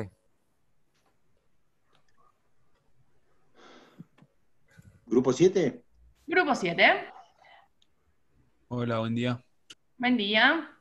Hola, buen día. ¿Qué tal? ¿Qué tal? Bueno, nosotros habíamos pensado en elegir un puerto, en particular el puerto de Rosario, que está a orilla del río Paraná. Muy bien. No sabemos si... Esa es una muy buena elección porque son obras bastante contaminantes, bastante agresivas con el ambiente. Estábamos entre el puerto de Rosario y el de Santa Fe. No sé si... El que tenga más información. Ok, perfecto. Ok. Bien, pero sí. Porque había bastante apuntes de impacto ambiental de puertos en general para analizar todos los diferentes puntos y Ajá. estuvimos buscando y nos quedaban eso. Entonces buscamos y del que más información conseguimos, vamos con ese. Yo diría que sí. Después hay que ver el tipo de puerto, con qué opera, pero en estos casos deben ser similares. En el de Rosario apareció que usan una alternativa amigable con el medio ambiente porque es más que nada de acopio y embarque De granos. granos, claro. Sí, los dos puertos deben ser más que nada puertos cerealeros. Pero si fuera un puerto petrolero, indudablemente mucho más vidrioso con el ambiente, pero en este caso ambos puertos deben ser Santa Fe no conozco tanto, pero creo que también es puerto cerealero, es más que nada puerto cerealero. Rosario es un puerto cerealero muy importante. Ok, perfecto. Entonces vamos a buscar info a ver si tenemos para ir haciendo las matrices y eso. Muchas gracias. Bien. Buenísimo. Gracias, profe. Grupo 6. Grupo 6, Marcelo, me estaban hablando por privado porque no tienen micrófono. Te cuento lo que me leyeron, así les damos una devolución. Encontraron la obra de profundización del puerto de Quequén, Ajá. que es algo nuevo y que van a profundizar 50 metros. Bien. Acá me pasó Es un un dragado. link sí, el programa de modernización y mejoramiento. Bueno, básicamente me pasó todo el programa de modernización que está incluido el estudio de impacto ambiental. Me parece bárbaro que hayan encontrado. Bueno, está bien. Pero está bueno porque lo van a tener que trasladar a Ingeniería Civil 2 y explicar y Analizarlo. hacer una matriz. Traducirlo a sencillo. Totalmente. Bien. Pero me parece que también súper interesante. Bárbaro. Ese grupo 6, ¿no? Grupo 5. 6. Grupo 5. Hola. Sí, Martín. Sí, del grupo 5. Dale. Bueno, estuvimos investigando varias opciones, pero de las que más encontramos información son de dos. La primera que teníamos era el complejo hidroeléctrico de Río Grande. Complejo hidroeléctrico de Río Grande en Córdoba. Sí. Ajá. No lo ubico, pero. Una central hidroeléctrica que, bueno, lo que tiene en particular es que es de bombeo y que la central está en cavernas, tipo, está bajo subterránea y los túneles de acceso también. Y bueno, ahí vimos que podía haber bastantes cosas para el impacto ambiental. Bien. Marcelo, ¿sabés cuál es esa? Era una visita que hacíamos con el ingeniero Di Salvo. Yo fui y la conocí. El licenciado. Ingeniero, discúlpeme, licenciado Di Salvo, si me está escuchando. Vale. El licenciado Di Salvo, Martín y todo el grupo 5, había un profesor que ya se jubiló, que es licenciado en geología y en una materia electiva en túneles y grandes puentes, como también así en Geología geología aplicada, aplicada. que sigue su sucesor, el licenciado Alejandro Celi. O sea, cuando se podía viajar y se podían hacer viajes con la facultad, hubo varios años que se viajó. En una de las oportunidades yo viajé a esa central, tengo un montón de fotos, es impresionante el trabajo que se hizo ahí. Yo creo que van a encontrar información, Martín, y es súper, súper interesante también. O sea, bueno, todas las obras que van a estar trabajando son súper interesantes, pero bueno, esa particularmente la conozco y entré y la recorrí y bueno, está muy buena. Bueno, buenísimo. Buenísimo. Grupo 4. Hola, profes. En el grupo lo que habíamos visto, en base principalmente en lo que pasó la semana pasada, ¿no? Toda la polémica que hubo con la venta del predio de Costa Salguero, que quieren una urbanificación ahí. Una urbanización. Claro, entonces nos pareció copado porque, bueno, justo es un tema que toca todo lo que es medio ambiente y todo esto, y es contemporáneo. Lo único que vimos como problema es que, bueno, todavía es un proyecto, ¿no es cierto? Entonces, muchas de las cosas van a tener que ser planificadas y no sabemos perfectamente cómo es que van a afectar, como si fuese otro ejemplo que ya esté hecho. Pero la verdad que nos parecía interesante así como para trabajarlo. Me parece que casualmente es un tema actual que de hecho no está hecho, entonces ustedes van a poder plantear un montón de interrogantes y un montón de certezas respecto a la matriz de impacto ambiental. O sea, van a hacer realmente la evaluación de impacto ambiental previo a la obra. Me parece muy buena la elección. No sé, Marcelo, si vos estuviste escuchando algo, yo estuve Mirá, averiguando. yo no estuve escuchando más que la Mm. idea de hacer una urbanización ahí, en el actual predio de Costa Salguero. No sé si habrá algún dato concreto del tipo de urbanización que piensan hacer. Se aprobó un render, eso tenemos, o sea, como que hay Bueno, manejémonos con eso. Vamos a suponer que eso es real. Y bueno, si vos decís que se aprobó, se aprobó. Sí, el otro Sí, día yo también había encontrado eso que dice Facundo. Manejémonos con eso y pensemos a ver qué tipo de impacto genera eso en el ambiente, en el medio físico y social, fundamentalmente, ¿no? En este caso va a ser más importante en el medio social que en el físico. Exacto. Bueno, perfecto. Buenísimo. Grupo 3. Hola, buen día. Buen día. Nosotros estábamos medio como indecisos con el tema de la consigna para ver qué es lo que buscábamos, porque en un principio lo que empezamos a buscar eran edificios sostenibles. Y después empezamos a buscar todo lo contrario, ya sea fábricas, y nos decantamos, o sea, tenemos como un par de opciones para ver qué elegir. De edificios sostenibles, bueno, teníamos una página en donde buscaban algunos importantes en el mundo, entonces supongo que información también se podría conseguir. Y en el caso, si no de ser, por ejemplo, analizar alguna fábrica o algo, habíamos visto la pastera UPM, creo que era, UPM, sí, que está en Uruguay, que es de una empresa, no Bueno, me esa acuerdo de fue dónde. la del famoso caso que les Sí, conté. sí, sí. Finlandesa es la empresa. Del puente que estaba ahí, Ariel. Donde está el puente que Ariel se va a analizar como puente, está el Gualeguaychú y Fray Bento, y enfrente, al lado de Fray Bento. Claro, en Fray Bento, sí. Ahora, Nosotros a ver, habíamos pensado eso, y si no, como una última opción, como algo que también estaba copado para analizar por ahí, era la construcción de General Paz, cuando se dio el tema de deshabitar esa parte donde había gente que obviamente había que sacarla de sus casas. bueno, a ver, de esos tres, a mí me parece que el mejor es el último, el de Ok, la Avenida General Paz.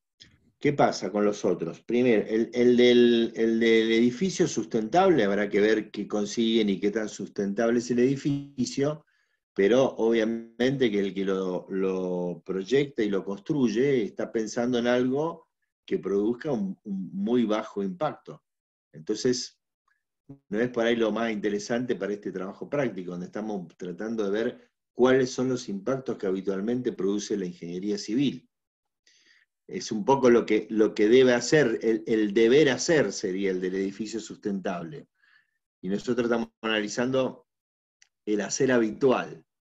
claro, claro. Esa era como una duda que teníamos, por eso buscamos como los No extremos. digo que esté mal, pero va a tener supuestamente más impactos positivos que negativos, pero supuestamente, después habrá que ver cuál es la realidad, porque Sí, obvio. para ahí podría ser interesante analizar qué tan sustentable es un edificio sustentable.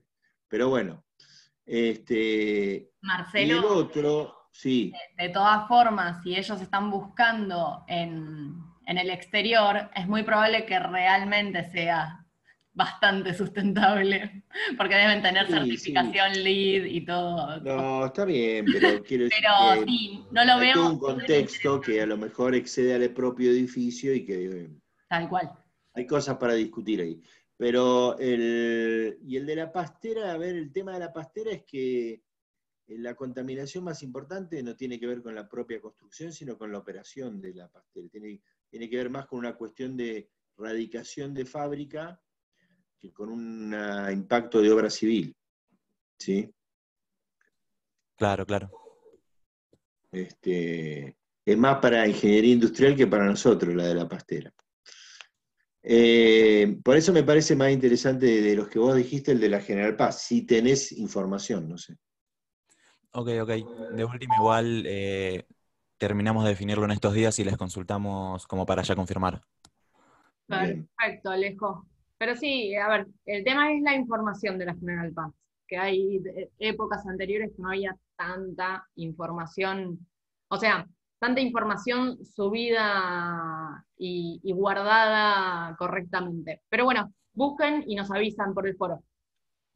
Dale, muchas gracias. Grupo 2, que tenían 3 opciones, ¿no? Santiago, ¿nos habías dicho? Sí, la primera, o sea, no están en orden de importancia ni nada. Es un puente en Mercedes sobre el río Luján, que ya existe un puente ahí, pero quieren ampliarlo y hacer uno nuevo, y dejar el otro ahí, o sea, que no se use. Después, la segunda es una ampliación de la Ruta 11, el tramo de Villa Gesell a Mar Chiquita. Es solo la ampliación. Y el tercero es un parque eólico en Puerto Madryn, de la planta de Aluar.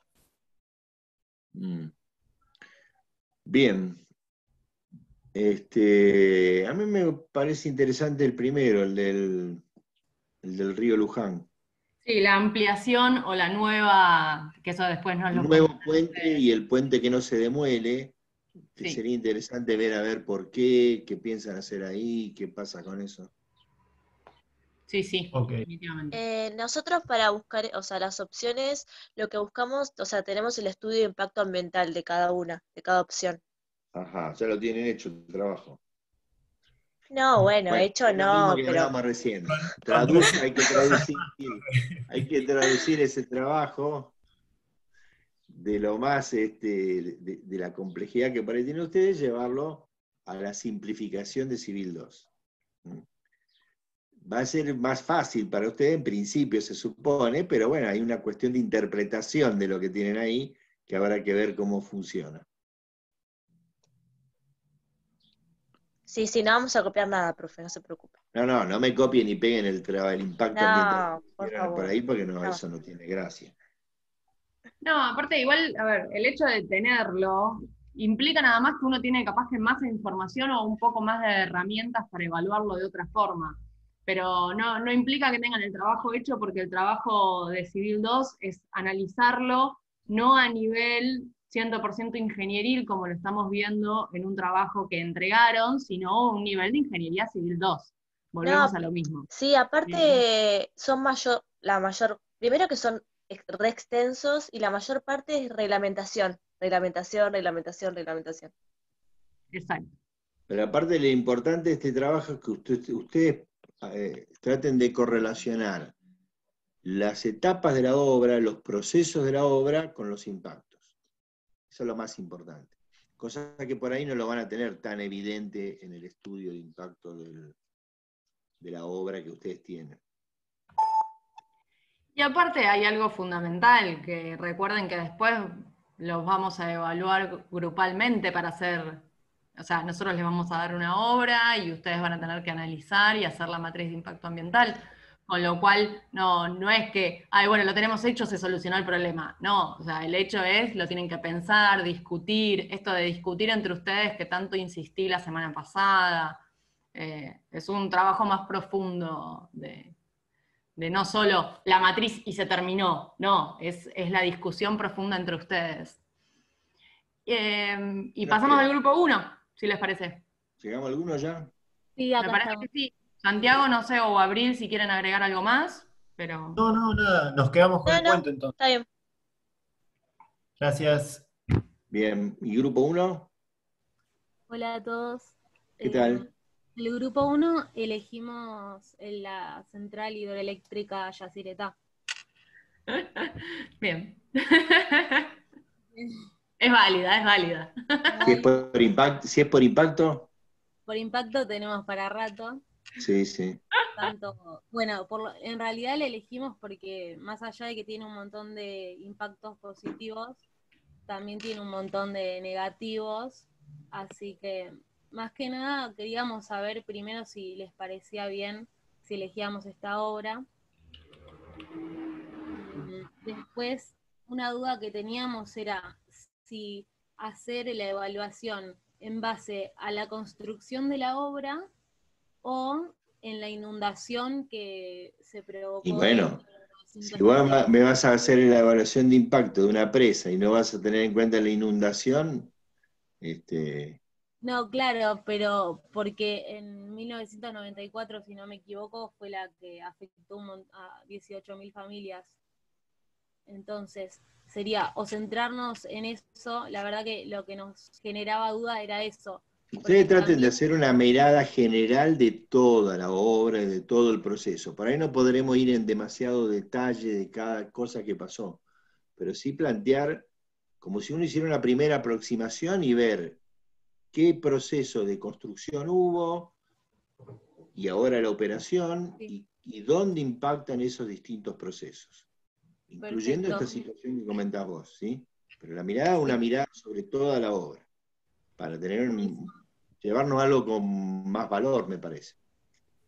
Claro. Sí, con la construcción, después también la elegimos porque, bueno, al generar energías limpias iba a tener esos impactos positivos, también que es una obra re importante a nivel nacional, y ¿cómo es? Tenemos un conocido que es abogado ambiental y nos puede ayudar que trabajó en la construcción de Yacyretá. Ah, mira vos. Puede ayudar bueno. mucho para conseguir información que quizás en internet no podemos llegar a conseguir. Buenísimo. Bueno, buenísimo. A ver, para todos los grupos... Ahí había, perdón, una oferta para que no se escape. Sí, lo iba a justo leer también, pero acá Tomás Vázquez. Al grupo 2 que es de Mercedes y que si necesitan fotos les puede mandar. Tomás, ¿vos ahora estás en Mercedes? O sea, ¿te quedaste en la cuarentena en Mercedes? Supongo. Sí, está ahí. Sí, está bien. No, bueno, cada uno, por eso pregunto, no sé. Bueno, entonces... No, pero digo, si consigue la foto. No, bueno, capaz que mandaba algún familiar a sacar fotos, qué sé yo. Puede ser. Bueno, genial, Tomás. La oferta me parece buenísima. Lo que les iba a decir a todos los grupos, bueno, primero disculpas porque nos demoramos y nos pasamos de horario bastante, no suele pasar, pero bueno, hoy pasó.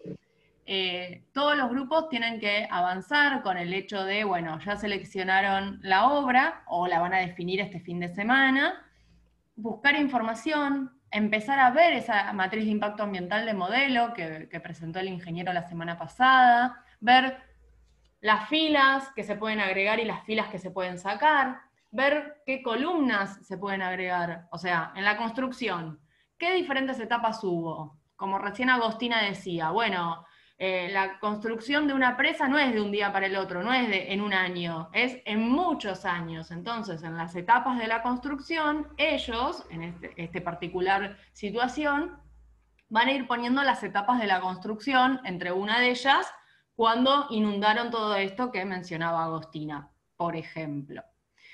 Luego, en la etapa de uso o en la etapa de clausura, el tema del puente. Bueno, en algún momento ese puente existente se va a clausurar o se va a usar para otra cosa. Bueno, ver qué pasa, ¿sí? En cuántas columnas ustedes pueden dividir esa matriz de impacto ambiental para ir analizando situación y situación de los medios afectados. Igual la idea es que estas etapas no sean 25 etapas. Estamos hablando de 4, 5, 6, hasta ahí, las principales. Perdón, profe, tengo otra pregunta. ¿Sí? Porque en la etapa de construcción, la obra utilizaba un 60% de la capacidad de generación de energía. Entonces, en la parte de construcción tenemos en cuenta ese porcentaje. Y a ver, no en la etapa de construcción. Una vez que se terminó la obra, o parte de la obra, ya se pudo habilitar la central con un 60% de su capacidad de proyecto operando. Eso entraría en la etapa en operación, por ahí ustedes tienen más de una etapa. Tienen la operación al 60% y la operación actual, pongámosle. ¿Sí? Claro, pero entonces me expresé mal, pero tendríamos como 2 etapas de uso, según el porcentaje de capacidad. Ustedes fíjense que tienen en la matriz, tienen construcción y operación. En operación, o sea que la obra funcionando, ustedes tienen 2 etapas. Operación al 60% y operación actual.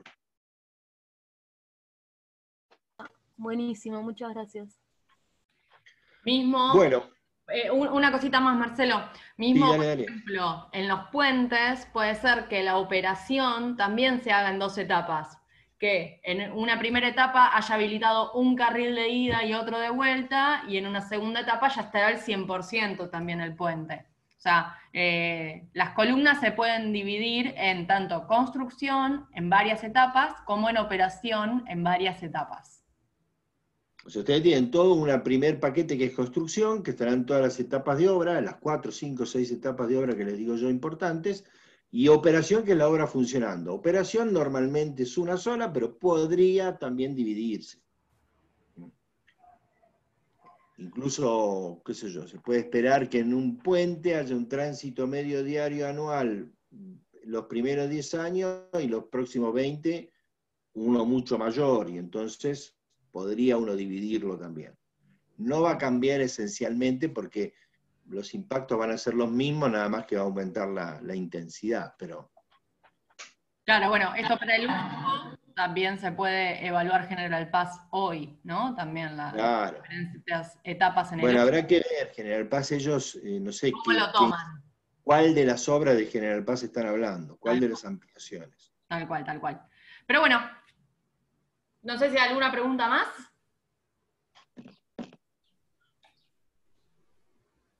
Por mi parte, nada, profes. Por mi parte tampoco. Nos vemos, en realidad se ven con Julieta el viernes que viene y conmigo dentro de 2 semanas, si Dios quiere. Bien, cualquier cosa, utilizan Disculpen el exabrupto, aunque fue para mí mismo, pero igual no estuvo correcto. Bueno, vos pensaste que cortado el Zoom.